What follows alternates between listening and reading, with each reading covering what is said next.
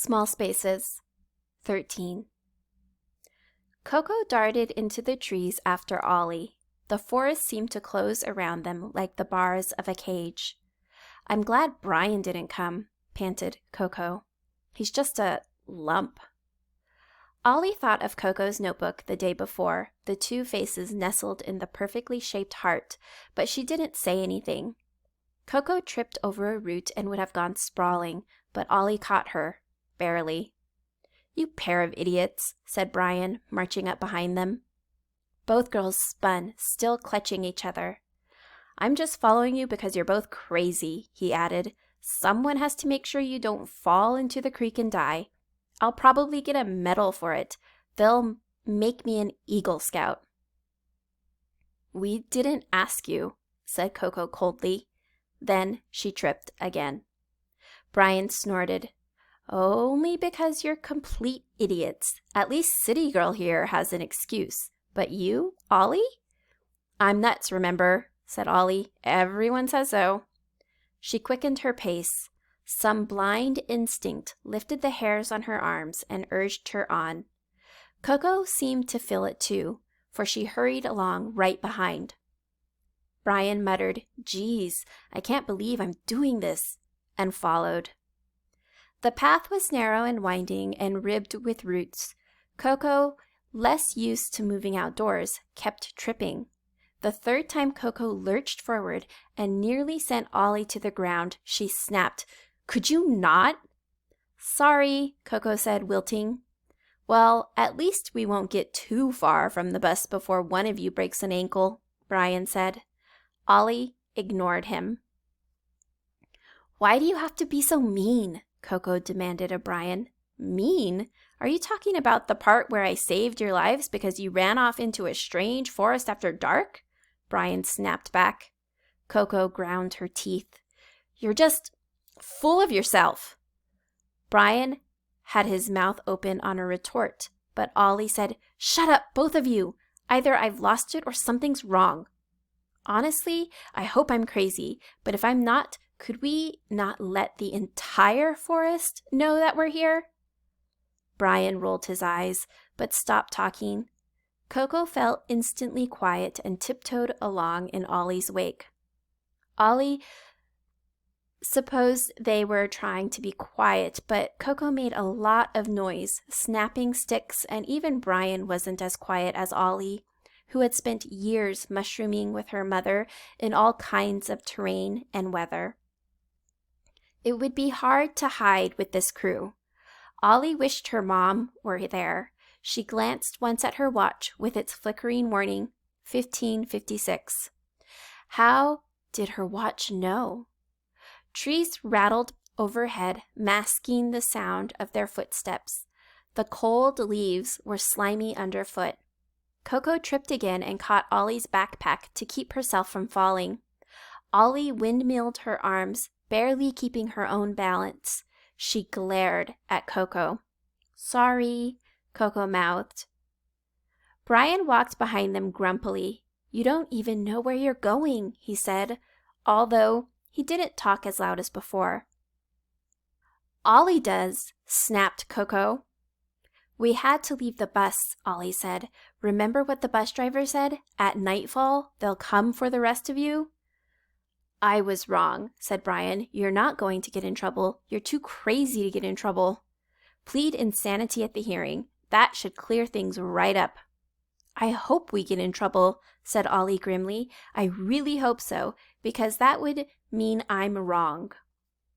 Brian said nothing. Cold skeleton trees clustered thick on either side. The path itself twisted and turned, going gradually downhill. There was no proper sunset, just a slow, inevitable darkness. Eventually, they had to pull out their phones to see. Their flashlight apps lit the woods in pieces and made everything seem sinister and unreal. Also, Ollie thought nervously, with lights in a dark forest, they might as well have been shouting, "We're here!" to anyone who cared to look.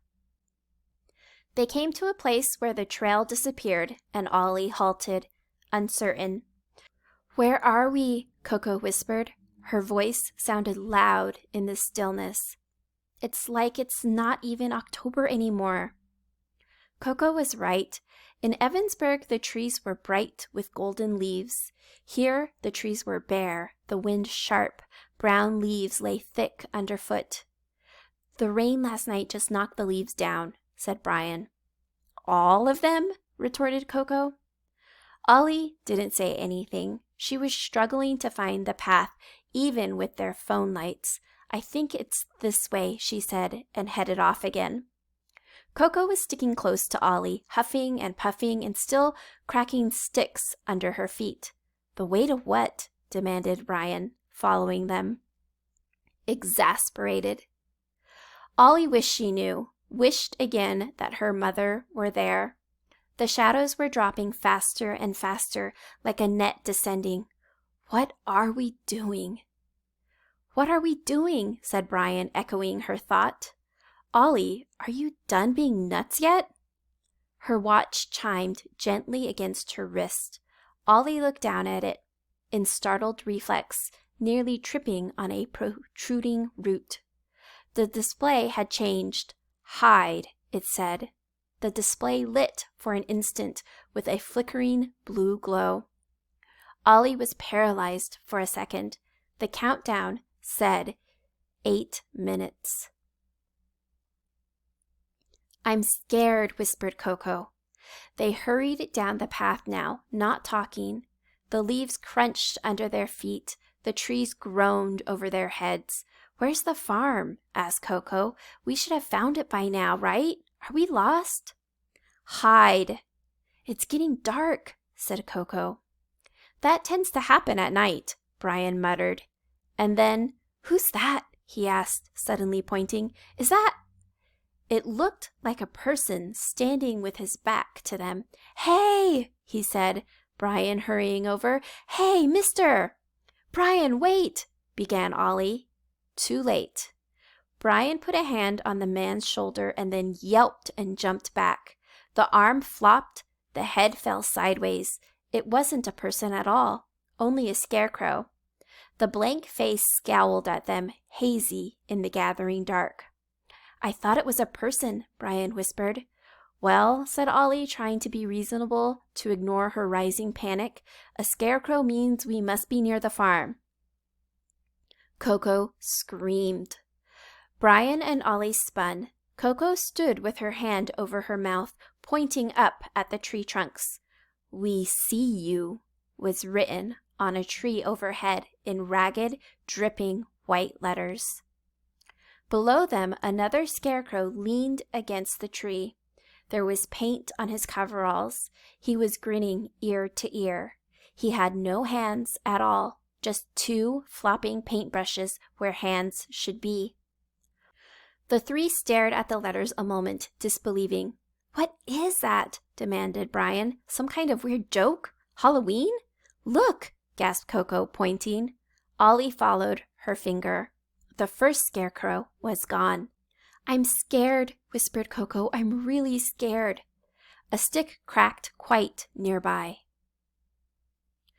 Coco, hush, said Ollie. Be still. It wasn't me, Coco replied. A pause. Then she said in a trembling voice, We should have stayed on the bus. She was turning in circles like a scared puppy. Which way? I can't remember. Which way is the bus? Duh, said Brian, and his voice was thin with fright. That's what I was trying to tell you. We should have stayed on the bus. That's what they tell you to do when you're lost. Stay in one place until they come help you. Ollie wondered if Brian was right.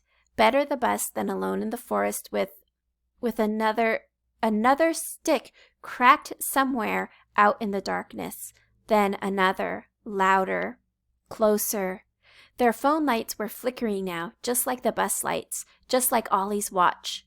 We can't go back right now, said Ollie. We have to hide. Coco and Brian hesitated. It will be warmer that way, Ollie improvised. Her hands had begun to shake. It's getting colder. It was. The wind was cold as dead fingers creeping through the sweaters and rain jackets. Come on, she said. On they went, stumbling through the woods. Out in the forest came the steady cracking of sticks. "Who is doing that?" asked Brian, breathless and frightened. "If one of you set this up," Coco shrieked. "What?" cried Ollie. "Eyes!" Coco whispered. "I thought I saw eyes shining." "Just an animal," said Brian. Ollie didn't say anything. The spatters of rain had become the occasional snowflake, cold on her tongue and fingers. "Look," she said, stopping.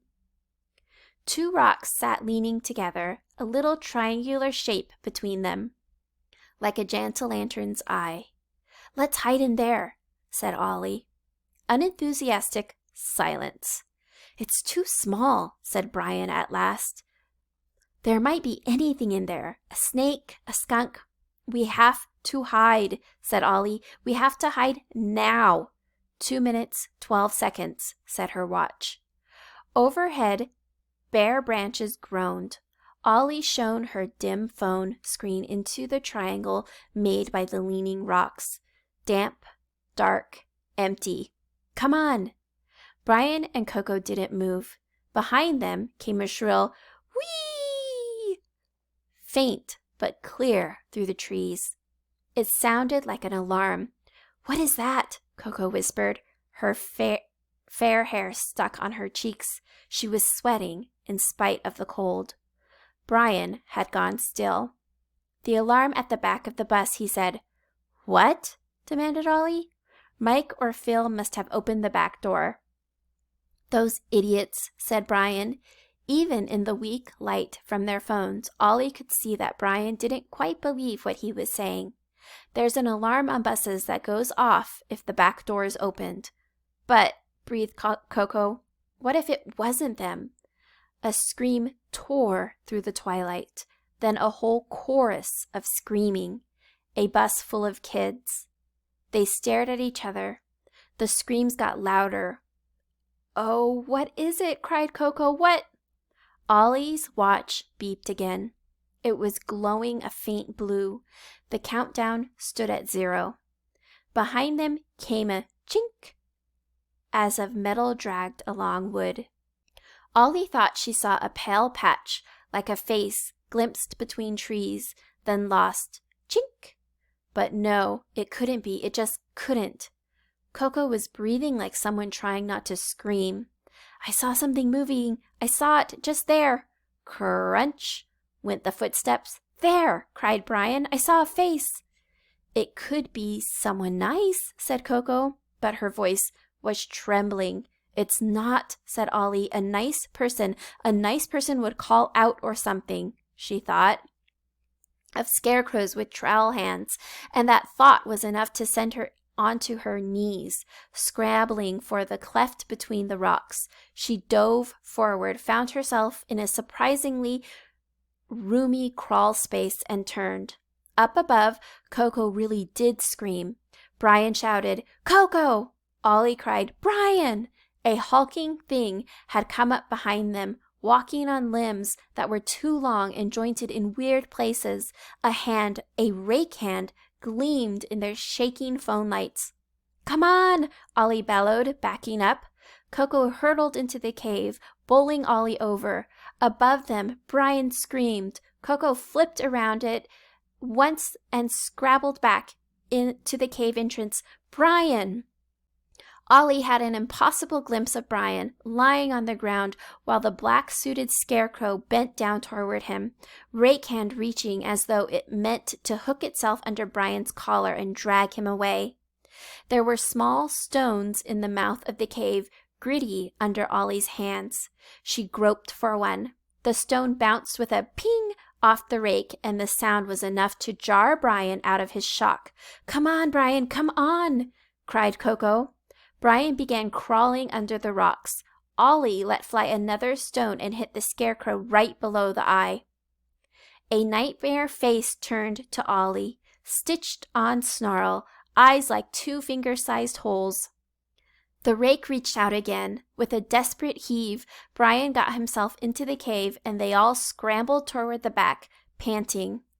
A huge, straw-smelling arm thrust itself into the hole. Coco's breath sounded more like a sob. The three pressed themselves up against the back of the rock.